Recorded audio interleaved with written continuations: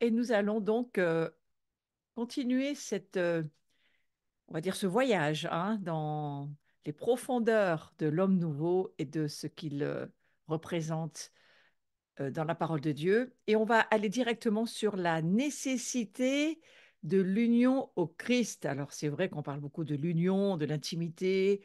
C'est quelque chose qui est extrêmement important aujourd'hui.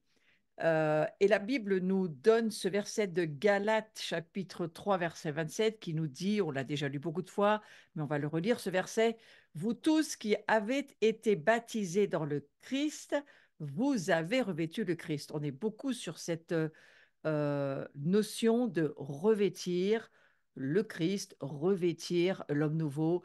Euh, Qu'est-ce que ça veut dire? Qu'est-ce que ça représente pour nous que d'être revêtu de cet homme nouveau? Alors, c'est une nécessité parce que ce revêtement, il a à voir avec l'union, bien sûr, hein. C'est le Christ qui a accompli tous les actes de rédemption par sa mort sur la croix, par son ensevelissement, pour expier la peine de la mort et la malédiction que nous méritions. Toutes ces choses, Dieu l'a ressuscité d'entre les morts.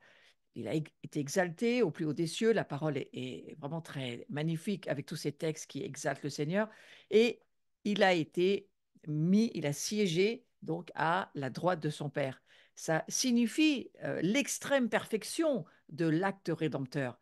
Il a aboli le péché, détourné de nous la colère divine, et il a instauré pour nous cette fameuse filiation dont j'ai beaucoup parlé dans les cours précédents, cette filiation adoptive, hein. On est adopté. Alors j'ai mis sur ce visuel ces phases dont je viens de vous parler, sa mort sur la croix, vous pouvez le voir sur le visuel. Eh bien oui, c'est cette mort sur la croix. Et puis cet ensevelissement sur la petite image d'à côté, pour expier la peine de la mort et de la malédiction, évidemment, que nous méritions tous. Et puis aussi cette résurrection, vous voyez ce Christ qui sort du tombeau, d'entre les morts, exalté, déjà le regard vers les cieux, vers son Père, avec une envie, c'était de remonter voir son Père. C'est évident que c'était quelque chose qui devait être formidable pour lui. Et puis c'est là on voit vraiment tout cela pour quoi faire? Eh bien, je vous ai mis cette petite image en dessous de cette petite main qui tient cette grosse main, parce que tout cela, moi, cette rédemption, ça m'amène à une chose, de me dire, eh bien, vous voyez, on est fils et filles de Dieu.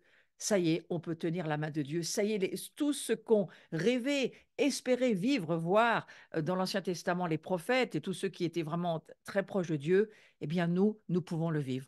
Voilà où nous mènent les actes de notre rédemption accomplie par Christ. Alors, j'ai pris on va dire, cette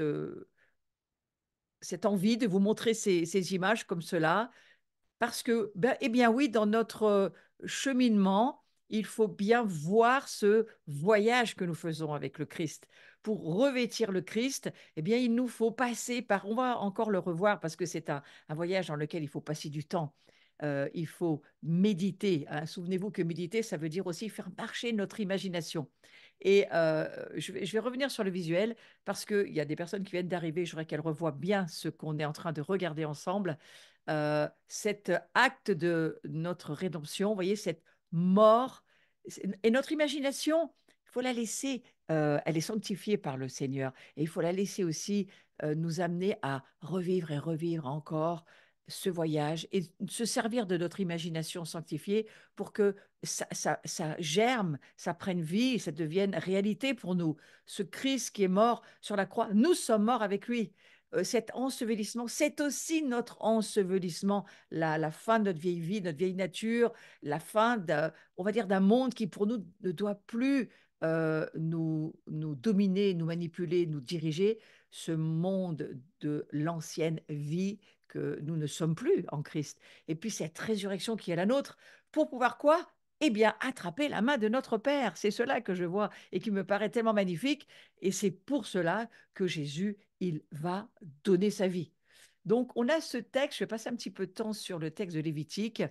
Je fais un petit voyage, vous allez voir, parce que voilà, ça m'a amené là, c'est pour ça que je l'ai fait, ce fameux texte de Lévitique. En plus qu'on est dans ce cycle des fêtes de l'Éternel, de Pâques à Pentecôte, et vous allez voir qu'on va revenir un petit peu sur la Pâque.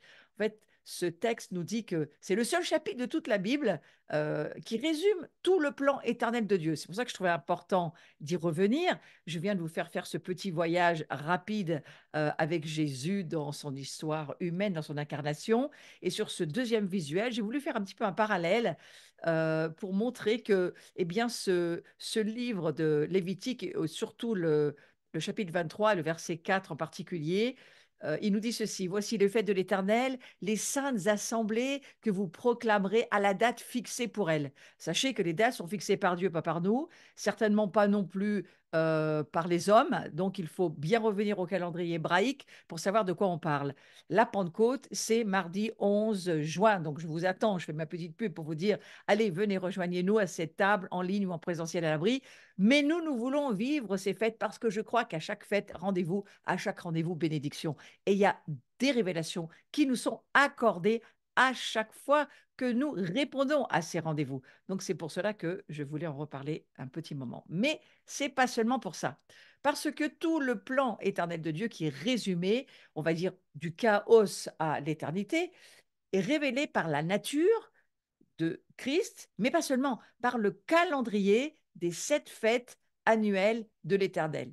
Donc revenons au visuel et revenons au calendrier. On va rester dessus un bon moment. La fête de Pâques, vous voyez, Pessah, le 14 de Nissan, le premier de 7 jours de fête. De quoi parle-t-on? On parle de la crucifixion. Vous voyez le visuel qu'on vient de voir tout à l'heure? Eh bien, on démarre la même chose. Jésus sur la croix crucifié. Eh bien, la fête de Pâques, c'est entre autres ce que cela représente. On va résumer cette fête par le mot crucifixion. Et puis ensuite, on va avoir la fête des pains sans levain du 15 au 21 Nissan. On va parler de l'ensevelissement. C'est pourquoi je vous ai mis ces deux visuels l'un derrière l'autre. Si vous avez raté, vous arrivez dans le cours juste maintenant, vous avez raté le premier visuel, vous reverrez en replay. Mais c'est très intéressant de faire les parallèles. Donc cet ensevelissement, la fête des pains sans levain. Et puis on va voir en troisième position la fête des prémices, c'est marqué en haut du visuel, fête des prémices, la récolte des céréales, le 16 Nissan, ça représente la résurrection. Lorsque Jésus va sortir du tombeau, eh bien, c'est là où nous en sommes dans les fêtes qui nous rappellent à chaque fois tout ce plan éternel de salut. Vous voyez, là, on peut. Bon, Bruno nous ramène sur le visuel, donc j'y reviens, mais je veux revenir au suivant parce que je continue à vous expliquer que la Pâque, donc la crucifixion, l'ensevelissement, la fête des pains sans levain, la fête des prémices, c'est la résurrection, et puis la fête des semaines, là où nous allons, là où nous arrivons bientôt sur le calendrier hébraïque, eh bien c'est la fête des semaines, c'est la Pentecôte. Et c'est quoi la Pentecôte? Eh bien c'est le Saint-Esprit. Vous recevrez une puissance, le Saint-Esprit. Eh bien c'est cette fête-là que nous allons célébrer. Et puis ensuite, vous voyez, on a la fête des trompettes. Donc c'est l'histoire de l'Apocalypse, la fête des trompettes, c'est le premier et le 2 de Tishri. Donc là, on n'y est pas encore, bien sûr. Ensuite, on va voir le jour du grand pardon, le 10 Tishri, qui sera le jour de l'Éternel, le jour Yom Kippour, hein, c'est ce jour du saint le plus sacré de l'année. Et puis, la fête des tabernacles, du 15 au 21 de Tishri, c'est-à-dire, de quoi parle-t-on là? Eh bien, du retour de Jésus. Pourquoi je vous amène ce visuel? Parce que ça nous fait voyager dans le plan de salut de Dieu, ce fameux verset de Lévitique chapitre 23, verset 4 qui nous dit: les saintes assemblées que vous proclamerez à la date fixée pour elles, parce que à chaque fois, nous re-rentrons dans tout ce résumé du plan éternel de Dieu. Et c'est tout de même extraordinaire que voir que Christ a pratiquement tout accompli maintenant, sauf on attend le grand retour de Jésus. Et vous voyez, on s'approche des dernières fêtes de l'automne et après Pentecôte, et c'est bien là où on va voir Jésus revenir. Donc, puisque le Messie, Jésus, a accompli les 4 premières fêtes lors de sa première venue dans le monde, les Juifs messianiques et les chrétiens, qu'est-ce que nous attendons, nous? Eh bien, qu'il accomplisse les autres hein, lors de sa seconde venue sur terre. Il est vrai qu'Israël observait ces fêtes depuis 1400 ans avant la naissance de Yeshua. Et les temps fixés par le Seigneur ont été observés pendant environ Alors, j'ai pris cette date sur quelque chose un enseignement que j'ai repris, hein, j'espère qu'ils ne seront pas, moi je ne peux pas les vérifier, mais il parle de 3417 ans, bien qu'il semble nouveau pour les nouveaux croyants chrétiens que nous sommes. En fait, ils ne sont pas du tout nouveaux, hein, c'est quelque chose qui existe depuis bien longtemps. En jetant un regard neuf, nous nous rendons compte que toute la race humaine existe maintenant entre ces deux fêtes. Il y a ce plan de salut entre Pâques et Pentecôte. Et comme le sacrifice est la caractéristique principale des fêtes, notre connaissance et notre compréhension de ces fêtes, eh bien, ça ne peut que renforcer notre foi. C'est extraordinaire de faire un parallèle entre ces fêtes, entre la vie de Jésus, et de voir que lui, il a vraiment tout accompli. Eh bien, nous en sommes les témoins et nous en sommes au bénéfice, hein, bien entendu, de tout ce que Jésus a fait. Donc, je vais juste reprendre les versets 1, 2 et 5 de Lévitique 23. L'Éternel parla à Moïse et dit, parle aux Israélites et tu leur diras, les temps fixés, c'est cela dont il est question, hein, les temps fixés, c'est les moed, c'est-à-dire ces fêtes que nous célébrons. Les temps fixés que vous publierez seront de saintes convocations. Mes temps fixés sont ceux-ci, le premier mois, le 14 du mois, et entre les deux soirs, ce sera la Pâque pour l'Éternel. Donc ce fameux Lévitique 23, verset 5, spécifie que l'année de la fête, elle commence avec la Pâque. C'est le début de l'année spirituelle. Le 14e jour du premier mois, la Pâque, c'est donc la fête du salut. C'est là où les choses commencent pour nous aussi, hein. Notre nouvelle naissance, eh bien, c'est là où nous renaissons en Christ au travers de tout ce plan dans lequel nous sommes aussi, nous, bien sûr, incorporés. Et dans les deux testaments, le sang de l'agneau qui délivre de l'esclavage, Israël d'Égypte, le chrétien du péché. Tout est lié. On peut toujours faire tous ces parallèles. Pensez à la 10e plaie dans Exode chapitre 12, verset 5, lorsque les premiers-nés, les fils premiers-nés d'Égypte sont morts, pendant que l'ange de la mort passait au-dessus des maisons des Israélites avec le sang de l'agneau sur les montants de leurs portes. Eh bien, dans le Nouveau Testament, Jésus, lui, c'est lui l'agneau sacrificiel. On l'a beaucoup vu précédemment. Donc, ce n'est pas une coïncidence si notre Seigneur lui-même, il a été sacrifié à la Pâque. Voyez, ce plan de salut est accompli par Yeshua, par Jésus-Christ. Le 10e jour de Nissan, c'était le jour où l'agneau il était choisi, il était emmené dans la maison de la famille, on en a beaucoup parlé déjà à Pâques, et qui a Pessar, bien c'est celui qu'on offrirait. En Exode chapitre 12, verset 3, voilà ce qu'il est écrit, parlez à toute l'assemblée d'Israël et dites, le 10e jour de ce mois, on prendra un agneau pour chaque famille, un agneau pour chaque maison. Moi, ça me touche énormément ce verset. Parce que pour moi, un agneau pour chaque famille, un agneau pour chaque maison, ça nous parle de quoi? De Jésus qui a tellement aimé le monde. Il a donné, Dieu le Père, son Fils unique, son agneau, son sacrifice par amour pour dire à chaque maison, à chaque famille, voilà, maintenant vous pouvez trouver le salut en, grâce à son sacrifice. Donc ce mystère, il est dans ce que nous appelons le dimanche des rameaux. En réalité, c'est le 10 Nissan, le jour de l'agneau. De même que les agneaux du 10e de Nissan devaient être sacrifiés à la Pâque par ceux qui habitaient dans la maison, de même, l'agneau de Dieu devait être sacrifié à la Pâque par ceux qui habitaient à Jérusalem. Donc l'agneau de Dieu devait venir, c'est très très touchant, il devait venir à la maison de Dieu pour que les bénédictions du salut puissent compter.